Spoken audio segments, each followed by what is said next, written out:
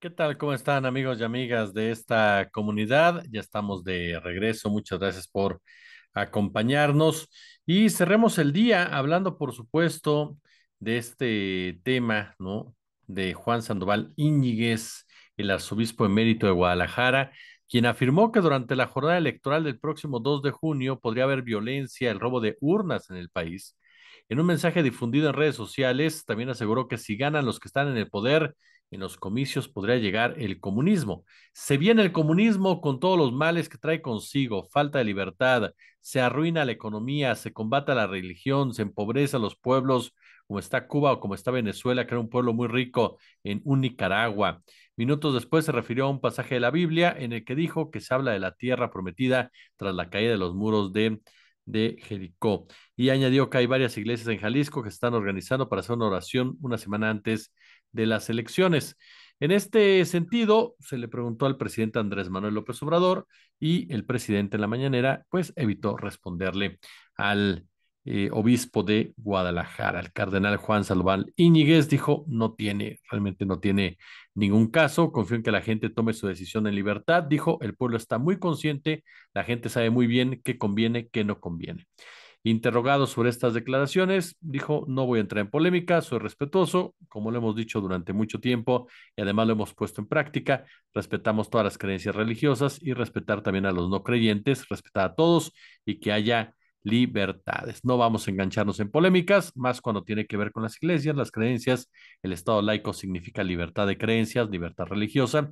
Es nada más que no predomine una sola religión, que se respete a todos, a católicos, evangélicos, a quienes practican las distintas religiones y a los no creyentes, y no meternos en eso no tiene ningún caso.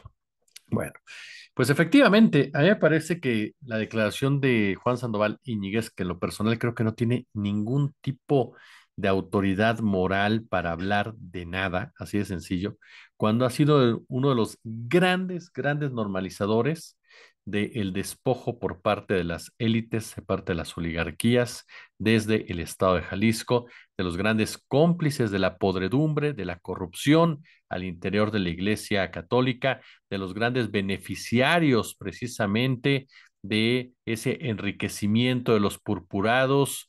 Estamos hablando de un personaje que junto con Onésimo Cepeda, junto con Norberto Rivera, fueron moldeando el rostro de la Iglesia Católica durante el neoliberalismo. Grandes precursores, grandes apoyadores, grandes desarrolladores precisamente de la mano de Juan Pablo II, de esta postura de la Iglesia Católica totalmente conservadora, enemiga de la teología de la liberación y que sin ningún tipo de vergüenza, sin ningún tipo de decencia, incluso llegaron a justificar a padres pederastas como el caso de Marcial Maciel.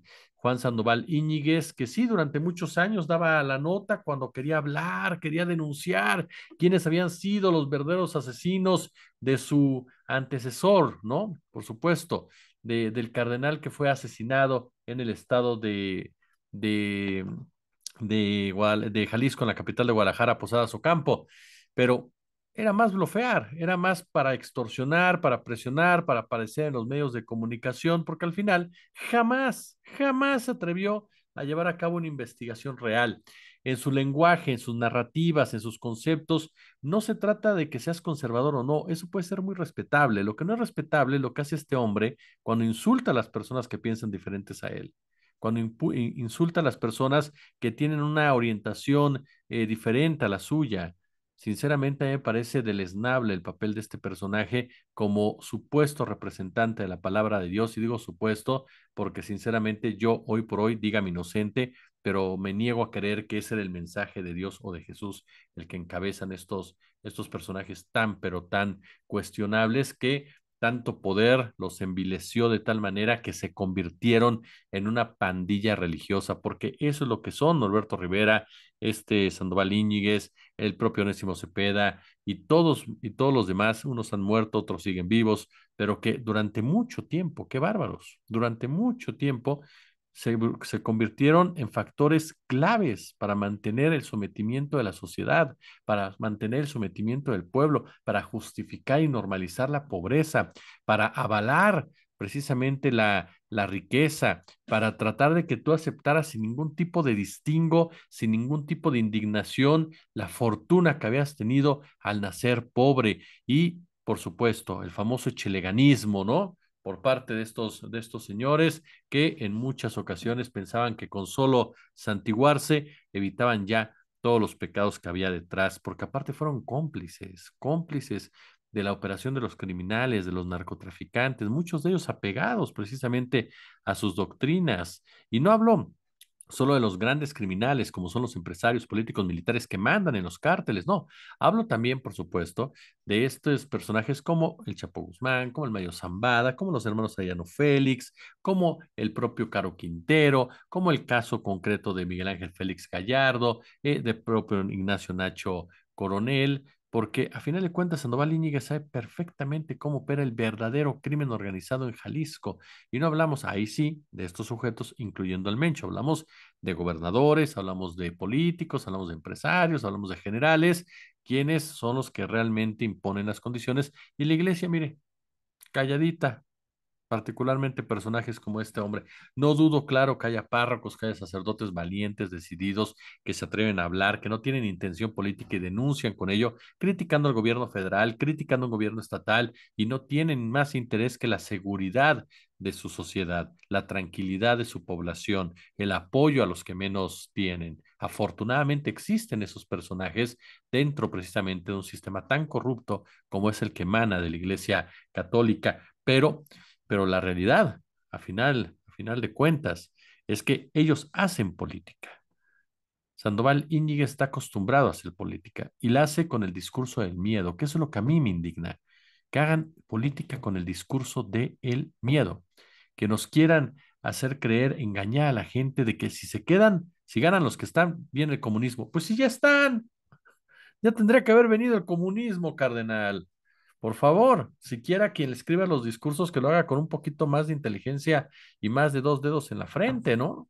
Porque lo que usted dice es que si ganan los que están, llega el comunismo, la pérdida de libertades.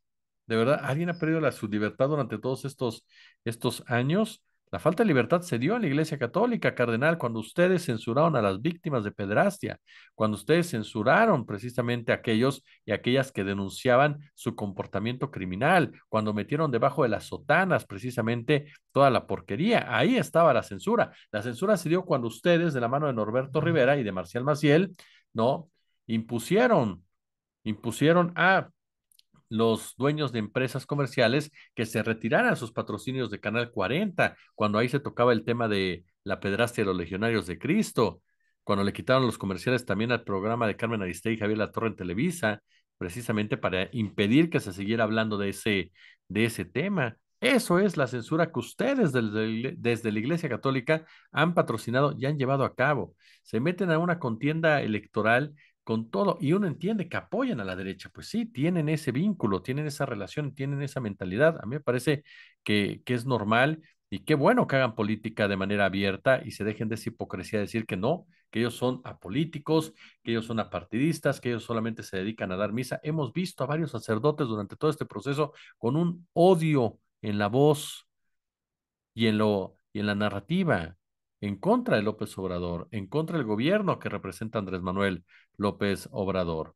lanzando amenazas, advertencias, señalamientos de hechos que ni siquiera ellos entienden, porque sería interesantísimo conocer y saber qué piensan de comunismo, qué piensan que es el comunismo. Les da de verdad urticaria hablar de colectividad, hablar de justicia social, cuando en realidad eso tendría que ser lo fundamental para una iglesia que supuestamente está del lado de los pobres, pero los sacerdotes están en campaña, la iglesia está en campaña y ya ha escogido sus fichas, que era lógico, va con Xochitl Gálvez. Y vuelvo a lo mismo, está bien, es lógico, pero lo que no se vale es mentir. Desde lo más básico, que ustedes son los que supuestamente combaten la mentira y dentro de sus propios reglamentos, reglas, mandamientos o como quieran, está el no mentir y lo hacen de manera fehaciente por un interés que ni siquiera es una cuestión de fe, es una cuestión política económica. ¿Qué nos dice esto de estos personajes que de manera hipócrita se quieren pintar como los grandes, ¿no? Como los grandes representantes de la verdad, cuando en realidad lo único que son y lo único que que demuestran es hasta dónde llegó precisamente ese neoliberalismo tan rapaz, tan brutal, que supo perfectamente atraer a aquellos que piensan en los demás, que promueven una palabra de fe, una palabra de paz, una palabra de amor, una palabra de conciliación, una palabra de certidumbre. Aquellos que tendrían que abrazar a los que menos tienen, terminaron trabajando para sus propios verdugos e incluso ellos mismos siendo sus propios verdugos. Insisto, hablo de la élite religiosa, que quede claro y no haya confusiones. Hablo de esa élite religiosa, ¿no? Que es precisamente la que goza de todo tipo de prebendas y la que se atreve a decir este tipo de sandeces por parte del señor Juan Sandoval Íñiguez. Hace bien el presidente no contestar y no caer en una diatriba que lo que busca es provocarlo para que de ahí se agarren y después salgan con playeras, ¿no? Diciendo que López Obrador está atacando al catolicismo, porque ya ve lo que dijo Jorge Triana, ¿no? Que parecía un político serio y se alcanzó a decir que no, que si gana Claudia Sheinbaum no iba a suspender las bodas, iba a cerrar las iglesias. Bueno, Beatriz Pajés, ¿no? También dijo que no, no, no, si ganaba Morena en 2024 iban a cerrar todas las iglesias y iban a acabar con el catolicismo. Ve usted el nivel de fanatismo de estos personajes. Oiga, no me puedo ir y no puedo dejar de comentar lo que pasó y porque ustedes me lo hicieron llegar, muchas gracias por sus comentarios, con Jorge Álvarez Maínez en la Universidad Autónoma Metropolitana. No le fue bien. Es cierto que hay un momento en el cual los estudiantes pues le permiten el diálogo, tratan de profundizar con él algunos puntos. Sin embargo, ¿a qué me refiero con que no le fue bien? Más allá de esta agresión por parte de una de las personas que estaba ahí presente, que lo encaró, más allá de eso, más allá de que no le permitían subir al estrado de repente, hablo del estudiantado crítico, del estudiante crítico, no del que anda bailando, Maines es presidente, no, del que sí es crítico. Es estudiantado orgullosamente de la UAM, una institución de izquierda, una institución en donde están los chavos que todos los días se la parten para poder llegar a la escuela, para poder estudiar, que no tienen un futuro como tal asegurado, que no están dentro de esta meritocracia que permea en aquellos que de una u otra manera tuvieron la fortuna de llegar años antes a las universidades y que abiertamente le reclamaron. Le dijeron, a ver, ¿tú qué piensas de Chertorivsky que apoya a Israel y que está en el genocidio de Palestina? ¿Tú qué opinas que Chertorivsky fue precisamente los que hizo negocio con el agua, ¿no? Y Maines, perdón, lo único que le faltó fue bailar, ¿no?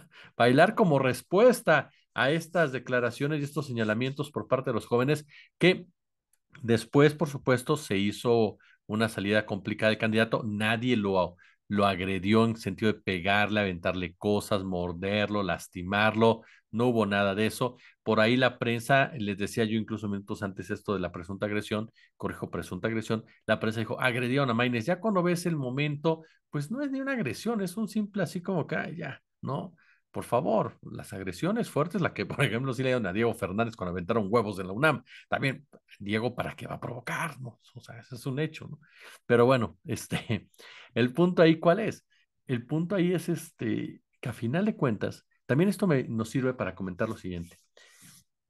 Lo que desconocen de los jóvenes, los políticos. Claro, una cosa es ir al ITAM, una cosa es ir a la Ibero, una cosa es ir, ¿qué le gusta al TEC, ¿no? Situaciones controladas, perfectamente organizadas entre el partido y los coordinadores, haces a un lado a los rijosos, los escondes por otro lado, permitas ciertas libertades, como en el caso del Ibero, en donde se permite mucho más que en las otras dos instituciones, y todo sale con un discurso clásico, es decir, hubo un diálogo abierto, fructífero, fraterno. Pero es una cosa, otra es ir al poli, otra es ir a la UAM, se valora que Álvarez Maínez, no sé si por inocencia o arrojo, pero que se haya parado en la UAM. ¿Por qué es diferente? Porque en la UAM vas a escuchar al joven real. Y no porque los otros puntos de vista desmerezcan, no va por ahí, ni mucho menos. Pero las condiciones socioeconómicas son muy diferentes de muchos de los jóvenes que están en la UAM, en el Poli, que los que estudian en las otras instituciones públicas, en las otras instituciones privadas. Son dos mundos completamente diferentes. No lo mismo un joven que estudia en la náhuac a un joven que estudia en nuestra máxima casa. Eso es un hecho innegable. Entonces, perdón, y con todo y que en la UNAM ya hay un tipo de discusión en ese sentido sobre los niveles económicos y demás de estudiantes académicos y demás. Pero la realidad de los jóvenes de la UAM, por ejemplo, es muy diferente. Y entonces ahí sí te vas a topar con los cuestionamientos de aquellos y aquellas que no tienen nada que perder, que te lo van a decir en tu cara, que no van a agarrar pancartas, van a agarrar un micrófono y te lo van a señalar directamente. Y te van a recordar quién eres y cómo eres y para qué vienes. Entonces, si los políticos y políticas quieren de verdad medirse con esos jóvenes que supuestamente quieren sacar a la calle a votar y quieren involucrarlos, bueno, Xochitl debería ir a la UAM, por ejemplo, ¿no? Ya que está tan animada en reunirse con los jóvenes. Claudia ya fue al Politécnico Nacional y le fue bastante, pero bastante bien. Y ojo, habrá quien me diga, ¿estás diciendo que los de las universidades públicas no se comportan? No, no estoy diciendo eso. Estoy diciendo que son mucho más críticos en puntos sensibles. Estoy diciendo que son más directos. Estoy diciendo que demandan de una manera muy diferente las cosas. Estoy diciendo que no tienen un filtro para que de protección hacia los políticos como sí pasa en las otras universidades, en donde incluso los propios jóvenes se han quejado de censura. Entonces, también es un ejercicio interesante y que ojalá se animaran todos, ¿eh? Todos los políticos, los que aspiran a gobernar y demás, a pararse en las universidades, a platicar con los jóvenes y a darse cuenta realmente en dónde está el verdadero debate. ¿Se acuerdan? Es como cuando Santiago Taboada fue repudiado también por estudiantes, cuando el propio Lorenzo Córdoba fue repudiado por estudiantes de la UNAM. Y ojo, insisto, no estoy diciendo que no haya cuestionamientos o estudiantes críticos en universidades privadas, no es eso, pero sí estamos diciendo que una realidad es diferente a los chicos de la UAM y por lo mismo tienen una actitud mucho más dura, mucho más crítica, mucho más echada para adelante en temas que para ellos son esenciales y que no van a permitir con bailarín pues les venga a decir mentiras, ¿no? En ningún aspecto. Si les gustó el video, compártanlo, por favor, ya lo saben. Déjenme su comentario, déjenme también, por supuesto, su eh, campanita, suscríbanse. ¿Qué quieren? Es la edad. La edad ya de repente nos está pegando y se nos olvidan algunas cosas y que entre baja y sube la presión, bueno. Y por supuesto, sea el chance, échenos super chat, échenos super gracias. Yo como siempre le agradezco por su atención. Nos vemos mañana. Tenemos una batería importante de contenido. Vamos a tener obviamente narrativas a las 18:30 hablando de Salinas Pliego, Julio Astillero, el cártel inmobiliario y todo ello. Vamos a tener también una entrevista nada más ni nada menos que con Alejandro Encinas. Vamos a platicar con Alejandro Encinas sobre la contienda en la Ciudad de México. Va a estar con nosotros la célebre Vanessa Romero, abogada de izquierda, una de las mentes más brillantes en la actualidad del análisis. También, por supuesto, nuestro gran analista Braulio Luna, ellos hablándonos de ¿se puede o no se puede perder la Ciudad de México con Clara y con Taboada? Hablándonos también de este tema del cártel inmobiliario, hablándonos también por supuesto, Josefa Galván. Los invito a escuchar la entrevista con Josefa Galván para entender los desatinos precisamente de Xochitl Gálvez. Amén de notas que les hemos preparado para ustedes, en donde abordaremos la doctrina Monroe, como lo prometimos, y también lo que es todo este aspecto de la desinformación política. Amén, si me lo permiten, algunos comentarios de su servidor.